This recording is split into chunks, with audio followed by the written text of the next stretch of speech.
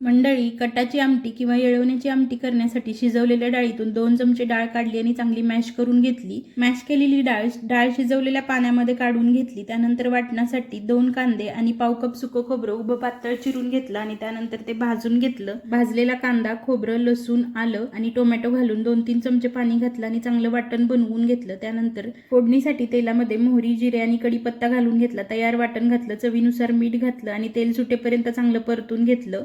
काळा मसाला, रंगाचं लाल तिखट, त्यानंतर 1 चमचा मटण मसाला घातलेला आहे. भरपूर कोथिंबीर घातली, थोडंसं पाणी घातलं आणि वाटण चांगलं तेल सुटेपर्यंत परतलं. जो बाजूला काढलेला होता तो कट घातला, गरम पाणी घातलं आणि कन्सिस्टन्सी याची ॲडजस्ट केली. तळापासून चांगलं मिक्स करून घ्यायचं.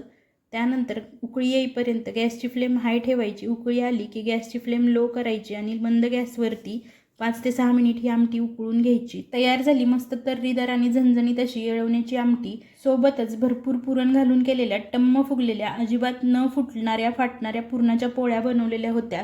संपूर्ण पुरणपोळीची थाळी यूट्यूबवरती अपलोड केलेली आहे, नक्की जाऊन बघा. व्हिडिओ आवडला तर लाईक, चॅनलला सबस्क्राईब करा. फेसबुक, इन्स्टावरती फॉलोसुद्धा करा. थँक्यू.